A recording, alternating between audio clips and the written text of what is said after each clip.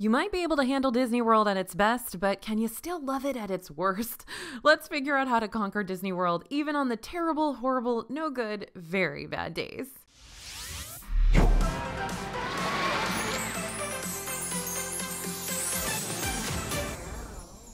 Hey everybody, it's AJ for Disney Food Blog. Now, Disney World can be a lot like the first line of A Tale of Two Cities. It was the best of times.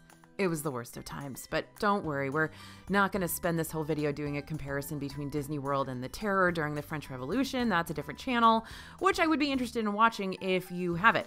That said, to finish what we started, while we're always striving for the best of times, that doesn't mean the worst of times can't strike at any time, just because we're vacationing in Disney at the wrong time. So today we're going to talk about when you want to avoid being in Disney World, but we're also going to talk about what to do if you're there anyways, and you need help salvaging your trip when things get a little bit too crowded or too overwhelming or too scary. So first up, when you don't want to be in Disney World is actually when a brand new ride opens. So I get it, FOMO can strike even before a new ride or attraction has made its major debut in Disney World. After all, if you've been waiting for a new experience to finally open up and then it does open and then booking your vacation to line up with that experience's debut makes sense, so you can be one of the first people to ever ride or step foot inside of it. I'm not gonna lie, there is a certain thrill attached to being one of the first people to experience a new Disney attraction on opening day, but if you're someone who doesn't vacation at Disney World very much, and this is a major trip that you don't plan on taking again for many, many, many years, then you may want to swallow that FOMO as best as you can and avoid visiting Disney World right when that new ride opens. This is for several reasons. One, Disney's gonna be packed that day because you're not the only person who's been itching to finally experience this thing after it's been hyped up by Disney for the past few months, or maybe even years. So everyone who's wanting the chance to experience this right when it opens is going to be there, ready to take on the masses and becoming the masses. Now, two, notice how I said everyone visiting the parks is wanting the chance to experience the new stuff, because even if you plan your whole vacation around the time that a new ride opens, this does not mean you're actually going to experience it. Brutal, right? But it's true. Ever since Rise of the Resistance opened in Hollywood Studios, Disney's been using those virtual queues for its brand new rides to help control crowd levels, meaning you'll have to get on your My Disney Experience account and grab a boarding group number for the ride's virtual queue in order to actually ride it, unless of course it has an individual lightning lane so you can pay for it, but that's another story. While these virtual queues do help prevent you from having to wait in a physical line for a new experience literally all day long, remember when Frozen Ever After opened up and people were in line for 5 hours? They had to come around with Mickey bars just to feed people. Those virtual queues also book up, and they book up fast, within seconds of releasing each day. So if you miss your small sliver of opportunity to grab that virtual queue, you might be out of luck to ride that ride, period. And three, the ride might still be working out its first day jitters. After all, this is its first day, maybe even its first few days in the limelight of the park, meaning cast members are still learning how to manage the experience with an influx of people, and the ride itself is learning to do the same. It's not uncommon for new rides to break down frequently on the first few days of the opening, simply because there are technical issues that arise when the ride's getting used to being run all day long and having so many people go through. These are sort of guinea pig days for the technicians and the Imagineers. Even though there have been cast member previews and probably annual pass holder previews and stuff like that, that doesn't mean that a whole crush of people are coming through all day long, right? Now, if you're really wanting to experience a brand new attraction during your next visit, consider planning your vacation a few months after a ride's big release instead, to give it a chance to warm up and work out those bugs and for the overall hype to kind of die down. Not saying that the hype will completely drop off for a new ride by then. I mean, look at Guardians of the Galaxy Cosmic Rewind, still hard to get on that one, but it'll hopefully be less stressful to navigate. However, like I said earlier, there is something rather fun about being part of the first day hecticness, chaos for a ride if you're into that sort of thing, if chaos is your jam. So just make sure that you're logged in and ready to book your boarding group before 7 a.m. at that virtual queue drop if you decide to do this. Remember, you can actually start the boarding group process at 6 a.m. to help increase your chances of getting in the virtual queue right at 7. If you want to see how this is done step by step, I'll link our post about boarding groups down in the description. If you missed that 7 a.m. drop, you've still got the 1 p.m. drop you can try for in the afternoon. But unlike that 7 a.m. one, which you can book from the comfort of your hotel room, you do have to be in the park where the new ride or attraction is located to try for the 1 p.m. Virtual queues are completely free to use, but if you want a better chance at getting on a new ride and you don't mind paying extra for that security, then you usually can do that individual lightning lane like I mentioned before. Individual lightning lanes are where you pay per person per ride to skip over the lines of the most popular rides in each park. Prices vary depending on the day and demand, but keep in mind that these individual lightning lanes open right at 7 a.m., just like the first virtual queue drop, but only for Disney World hotel guests. All other guests are going to have to wait until the park officially opens for the day to try to snag a last-minute individual lightning lane, which could very well be too late for those brand new attractions. Those ILLs are going to sell out fast too. Okay, I know, I gave you a lot to consider right there. Basically, if you want to try to be one of the first people to experience a ride, set your expectations and come up with a game plan before your trip. Otherwise, might be better to just wait and plan your vacation for a few months later when things settle down and your chances of actually getting on the new ride are much higher. All right, next time you don't want to be in Disney World, after Christmas. Now, I know you think it's always, oh, you don't want to be there on Christmas or the days leading up to Christmas. Believe it or not, those days are usually okay. It's the week after Christmas, between Christmas and New Year's, that is the real problem. Because, usually everybody has that week off and the kids are out of school and the presents have been unwrapped and you've eaten all the food. And so what do? Well, you go to Disney World, of course. While the days leading up to Christmas are still pretty busy inside the parks, the days after Christmas are another level. Thanks to our friends over at allears.net, we've got the queue line data from last December we can look on, so let's review the longest waits we saw in Disney World on December 30th, 2022. In Magic Kingdom, we saw Seven Dwarfs Mine Train hit 165 minutes by 3 p.m. Rides like Peter Pan's Flight, Jingle Cruise, Big Thunder Mountain Railroad, and Space Mountain hovered around the hour-and-a-half, 2-hour range. In Epcot, Remy's Ratatouille Adventure hit a 210-minute wait, with Test Track and Frozen Ever After both sitting at over 2-hour waits as well, and I remember Grand Fiesta Tour being at 70 minutes. Friends, if Grand Fiesta Tour, it takes you 70 minutes to wait for, it is not worth it. I love that ride as much as anybody else, but wow. Now over in Hollywood Studios, Rise of the Resistance, Slinky Dog, Twilight Zone Tower of Terror, they all push the limits, being 2 to 3 hour waits each. And in Animal Kingdom, the biggest crowds actually started up much earlier in the day, as usual, with Flight of Passage posted at a 230-minute wait, Navi River Journey at 95, and Kilimanjaro Safaris at 70. And bam, there goes your entire day in 3 rides. Now, I'm not saying you should avoid going to Disney World around the holidays completely. Disney definitely goes all out with their Christmas decor and limited time shows, and restaurants are open that aren't usually open, and fun ride overlays and the seasonal treats. And all those fun additions will be available for just a little while longer post December 25th, leading up to the end of the year.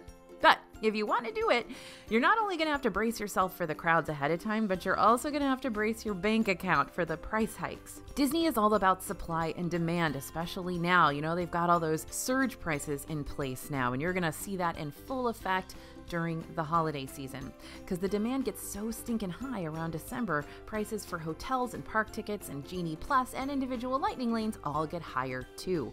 Fortunately, you can look at the Disney World park ticket calendar on their website now to get an idea for how much you need to save, since park ticket prices are already posted. Hotel prices are available too, but these still have the potential to increase or decrease before your vacation. Just do not forget to seek out those special offers, deals, and discounts, because we've been seeing some pretty awesome discounts posted there recently that apply to trips around this Christmas season that'll help you prevent having to pay full price for a very merry Disney World vacation.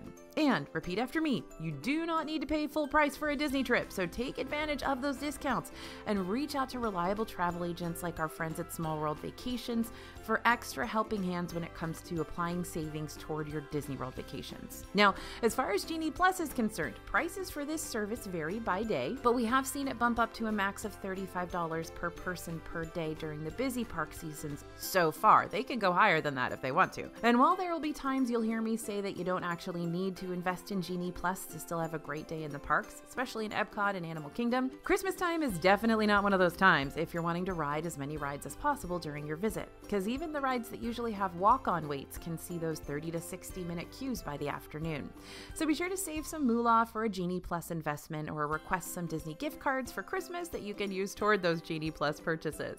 I'm sure Santa would be more than happy to help you out. Aside from paying the big bucks to skip over massive ride lines, don't forget to use opening hours and end of night hours to your advantage too. Notice how most of the ride line data we just gave you showed the peak wait times in the afternoon around 3 p.m.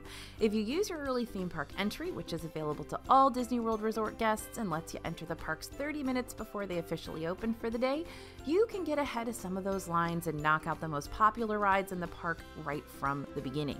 And if you're planning on staying in a deluxe resort during your Christmas visit, you'll also have access to extended evening hours in the evenings, obviously, which will allow you to stay in select parks on select nights up to 2 hours after they close for everyone else. And remember, Animal Kingdom has extended evening hours now too, starting in November. And that'll give you the chance to hit up some popular rides that you didn't get to ride earlier when they were pushing those 4+ hour waits. In conclusion, my friends, it's all about the planning, as well as, again, setting your expectations. You can have a great time in the parks right after Christmas, but don't be shocked when you're having to navigate all this fun while swimming through a sea of other guests. Okay, next time you want to skip Disney World is the first and last day of a festival. Call us hypocrites because you're definitely going to find us making our way through the masses on the very first day of an Epcot festival. You know, we're going to be in the parks on all of these days. We're there the day after Christmas. We're there on Christmas. We're there when a ride first opens. We're there every day. So we're hypocrites across the board when it comes to going into the parks when we shouldn't, but that's our job. We're supposed to do that. You can avoid the crazy if you want to. Anyway, the first and last days of festivals are bonkers, and we're there so that you don't have to be. Epcot festivals are a ton of fun. You get to eat a lot of new food from the food booths. You get to take on those food challenges, which you can find on the back of your free tasting passports, go on scavenger hunts, enjoy concerts, and wrap up the night with a special Spaceship Earth lighting show.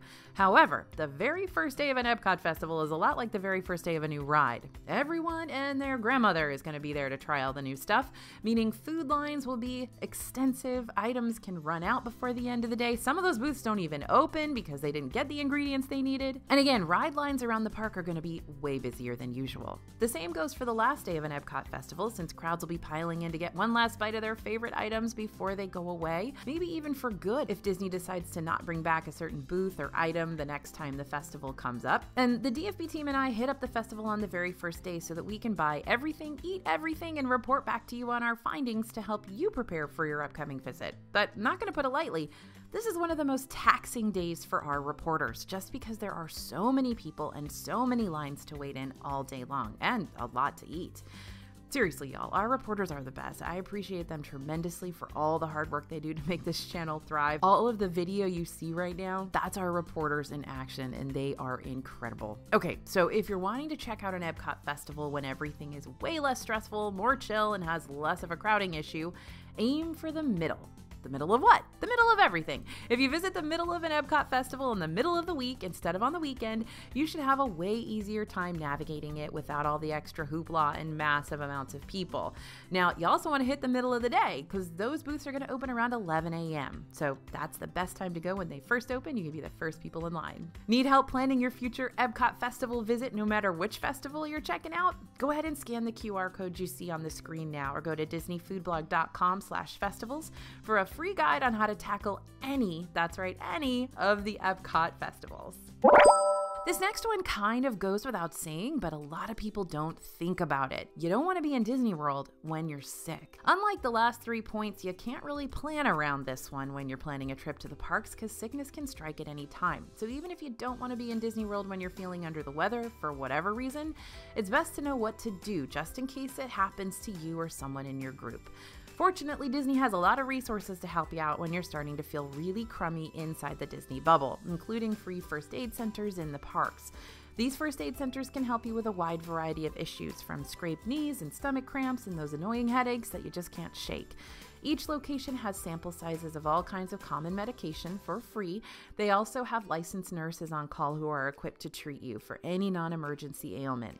For allergic reactions, first aid centers have EpiPens on hand, and nurses are also able to administer injections for guests with diabetes. If you need a prescription filled but don't want to leave the parks to do so, this is another great thing that the first aid centers can do for you. They can't fill your prescription, but you can have them delivered to first aid stations through Turner Drugs tourist prescription services. The only downside of using this is that they can be really pricey for that convenience. You might be able to get your drugs delivered for cheaper by having them sent straight to your Disney World hotel by using Advent Health services via the My Disney Experience app. If you search for Advent or Advent Health in the My Disney Experience app, you should find an option for something called Guest Healthcare Services presented by Advent Health. That'll lead you to a separate page detailing more about the healthcare services provided and including services like virtual doctor's visits and urgent care details and medical equipment delivery and prescription delivery. Now, you can get your prescription filled at a nearby pharmacy and take your car or a rideshare to pick it up as well. So 3 ways to get your scripts: have Turner Drugs or some sort of other third-party delivery service deliver them to the first aid center in the park where you are, or have Advent Health delivery services send them to your hotel. Or if you want to make sure that you are controlling every aspect of it, then go ahead and pick them up yourself with a rideshare or your car. Also note that cast members all over the parks are trained to assist you when you need help. Believe me, we have seen so many people go down from dehydration. It is scary, but they know what to do. So if you get hurt or sick, find the nearest cast member for extra assistance. But most importantly, always call 911 first if you have a major medical emergency on your hands. That's what any cast member is going to do. That's what the first aid center is going to do. So if something happens, call 911 on your cell. All right, moving back to the not so urgent times you don't want to be in Disney World. Disney Springs on the weekend. I have made this mistake so many times. I will probably make this mistake again. But if you can avoid this mistake during your next trip, please do it. Because Disney Springs on a Saturday night is as chaotic as it gets. Disney Springs is free to visit, making it a popular place for both out-of-town guests and locals to frequent. And since lots of locals are off on the weekends, the Springs gets hopping before sundown to an overwhelming extent. Gift shops are packed, restaurants are booked solid. Even just walking out in the open will lead you to the occasional accidental shoulder check. But if you want to see Disney Springs when there's actually room for you to breathe, I'd suggest planning a break day into your trip so you can come here in the morning during the week when locals are back at work and guests are busy filling up the parks. It's kind of the same time frame that you want to do those Epcot festivals, right? Middle of the week, middle of the day, that's the right vibe. Now, if you can't avoid visiting Disney Springs on a weekend, then you know what I'm about to say. Make sure to plan ahead. You can make advanced dining reservations for Springs restaurants through the My Disney Experience app or the Disney website starting 60 days before your trip. However, thanks to the OpenTable website, you can also make reservations for these third-party restaurants even sooner than that, possibly even up to a year in advance depending on the restaurant. So if you want to book a dining reservation even earlier, OpenTable might be your best bet. And if you're not finding any availability on the My Disney Experience app for a certain restaurant, it's best to double check with OpenTable then too, just in case they still have reservations. And speaking of reservations, if you are trying to get to Disney Springs on Saturday night and you're driving and you're in horrible traffic and you're gonna miss your reservation, go ahead and call the restaurant, especially those third-party restaurants. They usually have a phone number listed online. You can call them and let them know that you're running late and what the situation is. They understand, they deal with this every weekend, so just see if there's a potential that you can move your reservation or whatever. Always give a call so you don't have to pay those no-show fees. And with OpenTable, by the way, remember you're not going to have any no-show fees, so that's another good reason to book with OpenTable versus the Disney system if you're booking at a Disney Springs restaurant. Now, as far as shopping around Disney Springs is concerned, just remember that the massive World of Disney gift shop, where you'll probably experience the thick of the crowds, does have a mobile checkout option available through the My Disney Experience app. So if you don't want to wait in a super long queue, just make sure all your card info is linked to your My Disney Experience account. Tap the plus symbol at the bottom of the app screen, choose the merchandise mobile checkout option, and follow the prompts from there to purchase whatever items you want. No waiting necessary. It's brilliant. Okay, you don't want to be in Disney World on those 90+ degree days. There are times when Florida is hot, and there are times when it's really hot. Another reason why I'm so in awe of our reporters, because they are in there every single day sweating away to get the photos and get the B-roll and get all the stuff that they're doing for us. So even those 80 to 85 degree days can seem unbearable thanks to the mixture of zero shade, the humidity in Florida, because you're basically just swimming through the air, and walking around outside all day long. And if you're not careful, that long exposure to the Florida heat can wind you up at one of those first aid locations we talked about earlier due to dehydration or just heat overload. As tempting as it is to wave the white flag on those overly hot park days, you don't have to let the sun beat you. We've got some planning for you. You're probably sick of hearing me say this, but please, please, please remember to stay hydrated all day long. There are so many ways that you can pick up free water around the park, so there's really no excuse to not replenish your fluids after sweating them away. In fact, many Disney quick service locations will put out containers with water in cups in front of their restaurant or near the entrance during those wildly hot days, so you don't even have to worry about walking up to the counter and waiting in line to ask for one. You can just grab a cup, fill up, and go. I'd also recommend putting some of those hydration multipliers like Liquid IV in your park bag ahead of time to add to your water cups to help boost your electrolytes and add some fun fruity flavors to jazz up that H2O. Speaking of park bags, make sure that the park bag you're bringing with you is light and easy to tote around so you don't have to lug a really heavy bag through the day. You might even want to opt for something like a belt bag or a fanny pack so you can carry the essentials but keep things light. It's also extremely important to dress with the heat in mind. Try to wear lightweight and loose-fitting clothing whenever possible, and if it'll make you feel more comfortable, you can also bring a backup shirt or outfit in your park bag to change into halfway through the day for a quick refresh.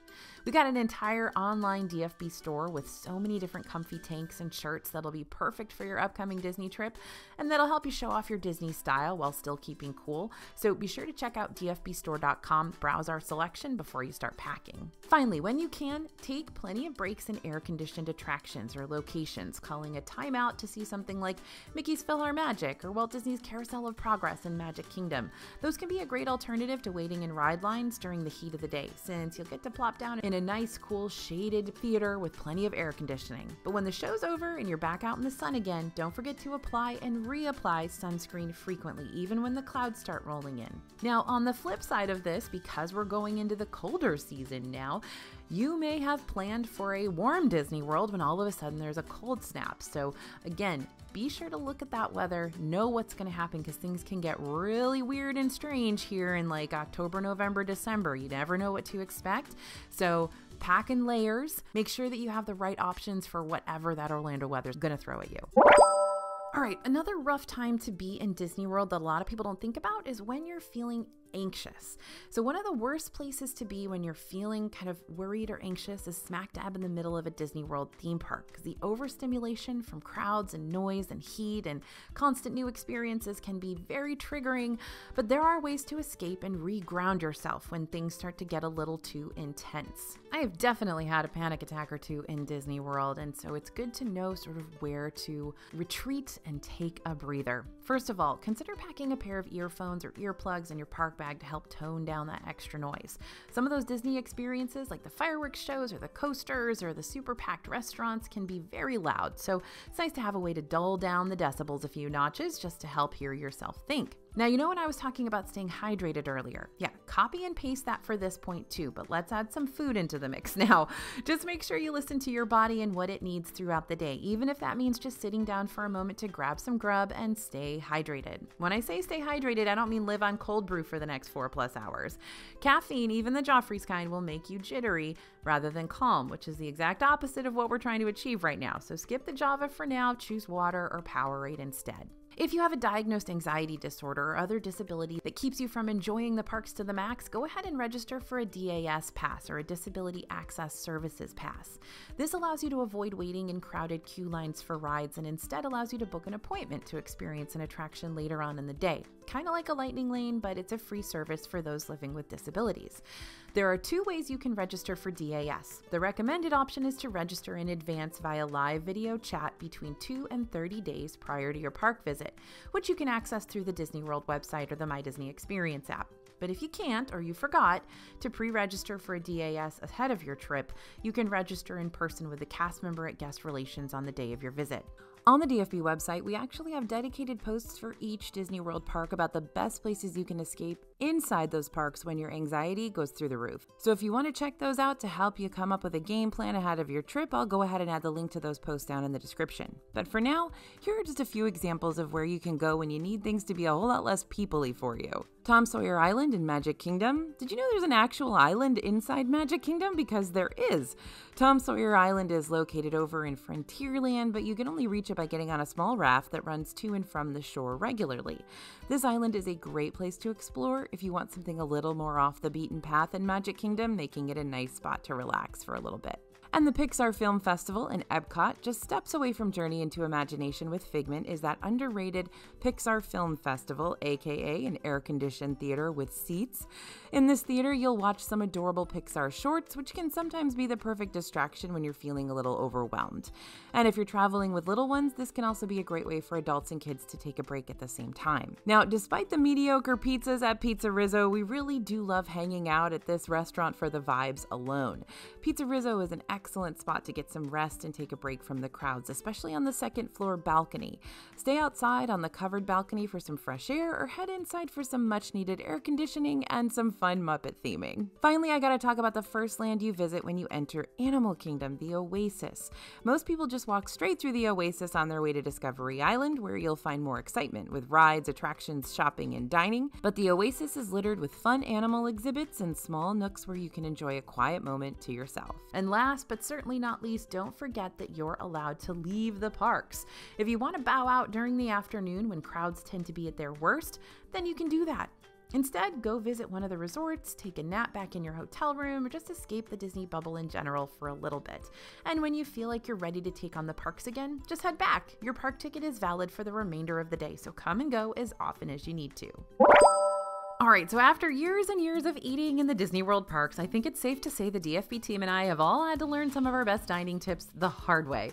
For example, when it's lunchtime around 12 to 1 p.m. or when it's dinner time around 5 to 6 p.m., quick service locations are a scary, scary place to be in the parks because that is prime dining time, and you would not believe how many human beings can be packed into one restaurant at a time. The physical queue to order food could be really, really long. Mobile orders could be backed up, where the next available arrival window won't be for another 30 minutes to an hour. And even when you do finally get food, the dining room could be absolutely packed, leaving you standing there with a full tray of food and tableless. I can't tell you how many people I have seen sitting on the ground or sitting on the floor in those counter service locations to eat their food. Whew, it is not a happy time. So if you want to hit up a quick service, but you don't want to deal with the headache of crowds and packed out dining rooms, try visiting these quick services during the time that most people are getting in line for rides. Let's backtrack to our post-Christmas point from earlier. Remember how I said peak crowd levels for rides tend to happen around the afternoons? That's not an isolated case for Christmas, that's year-round. So if you want a much calmer dining experience at one of Disney's fast food joints, try hitting them up for either a late lunch or early dinner around 3 to 4 p.m. Make sure to have a hearty breakfast or plenty of snacks packed in your bag to keep you satisfied until mealtime. Now, to make sure you can book your mobile order for a return window that best fits your schedule without having to worry about it already being all filled up by the time you're ready to eat, place your order at the start of the park day, maybe even while you're waiting in line for your first ride. The great thing about Disney's mobile order feature is that your meal isn't going to be made right when you place that order. When you arrive at the restaurant during your selected arrival window, that's when your meal's going to be made for you on the spot to make sure it's hot and fresh. The kitchen won't start making your food until you press the I'm Here button on your app, so don't forget to do that once you get to the restaurant for your return window. Then, when your food's ready, you'll get a notification on your phone letting you know to come pick it up from the counter, and then it's time for you to start digging in. Now, this next one's a little controversial. While some folks are going to be furious to wind up in Magic Kingdom on the same day as one of their after-hours holiday parties, other folks are going to love it. But let's explore why that is. So, Magic Kingdom hosts 2 holiday after-hours parties on select nights each year, for Mickey's Not So Scary Halloween Party and Mickey's Very Merry Christmas Party. On party days, Magic Kingdom closes at 6 p.m. for guests without a party ticket, meaning you've got to say goodbye to Cinderella Castle before it's even dark out, with no fireworks show to wrap up the day. Talk about a major bummer, right? But it's not all bad. In fact, some families prefer going on party days when they can leave while the sun's still up. Why? Because the crowds tend to be much lighter than usual, meaning it's easier to get on rides without a Genie Plus purchase, see the Festival of Fantasy parade without having to stand on your tiptoes to look over tops of people's heads, or even make a last-minute dining reservation for popular table service restaurants. Because a lot of the people who are going to go to the party aren't going to get there until later, and the other folks don't want to go when they have to leave at 6 p.m., the crowds are just lighter those days. There's a lot you could get done on days like these in Magic Kingdom, especially if you arrive right when the park opens. Just make sure you have a plan for what you'd like to do once Magic Kingdom closes at 6. You could either hop to another park if you have a park hopper ticket, do a Disney World hotel crawl to check out some of the nearby resorts and get lots of tasty snacks at the restaurants there, or head over to Disney Springs. Or if you've got little ones who are tired after a long day, 6 p.m. might be the perfect time to head back to your own hotel, maybe hang out at the pool for a bit, grab dinner, and hit the hay. I understand, though, that missing out on Happily Ever After could be a major deal breaker for you, so if you absolutely 100% do not want to plan your Magic Kingdom day and have it clash with an after-hours party that you're not attending, then check the Disney World hours and events calendar on their website to make sure your Magic Kingdom visit doesn't happen to fall on one of those party nights. Okay, this next one is pretty self-explanatory. If you plan, book, and pay for a Disney World vacation only for one of Florida's infamous hurricanes to roll on in and mess everything up, you're bound to turn into Dorothy and start thinking there's no place like home. So, what do you do when going home isn't an option and you are there during one of these hurricanes? If you find yourself down in Florida during a hurricane powerful enough to shut down the parks, doesn't happen often, my friends, but it does happen. It's happened at least once per year over the past few years and sometimes twice. Keep in mind that you'll be riding out the bulk of it from your hotel room. Fortunately, Disney's resorts are one of the safest places you can be during an intense storm, thanks to their backup generators, hurricane meal kits, and sturdy wind-resistant buildings. Cast members will also be there to assist guests with their needs. Disney generally does their best to create a bit of magic during these dreary circumstances by bringing in characters and having fun games in the lobby. That being said, if you don't have direct access to the resort lobby where all the action's happening, then you're going to want to make sure you've got plenty of food, water, and games stocked in your hotel room just in case. Because, there are those hotels that have external buildings, so you're not going to have access to the lobby during the actual storm itself. Things like Grand Floridian, Polynesian, Art of Animation, Caribbean Beach. Most Disney hotels do have those external buildings where the hotel rooms are. So if you're not yet at Disney, but your trip is only days away and the radar isn't clearing up like you hoped it would, then you may want to consider canceling your trip and rescheduling for a time you'd rather be in Disney, like a sunnier, non-hurricane time. While Disney's cancellation policies can be kind of picky, the cancellation policies in regard to hurricane conditions are less so. The Disney website states that you may cancel or reschedule your vacation if a hurricane warning is issued by the National Hurricane Center for the Orlando area or for your place of residence within 7 days of your scheduled arrival date, without you having to worry about any attached cancellation fees. To learn more about how to handle hurricanes before or in the midst of your Disney vacation, make sure to check out our How to Survive Hurricane Season in Disney World video on our DFB channel for more details. So it may seem like Disney World is a practically perfect place in every way, but sometimes it's the last place you want to be, depending on the circumstances. That being said, the DFB team and I will continue to be there, updating you with the latest tips and tricks to keep improving your Disney World experience, even during the worst of times that you might find yourself in. Before you head out today, don't forget to pick up that free Epcot Festival guide I mentioned earlier over at DisneyFoodblog.com/festivals. With this guide, you're going to be able to learn about the best budgeting strategies, the must-pack festival gear, the divide and conquer game plans, and so much more for any festival you decide to check out in the future. Thanks for listening, everyone, and thanks for watching. As always, this is AJ for Disney Food Blog, and we'll see you real soon.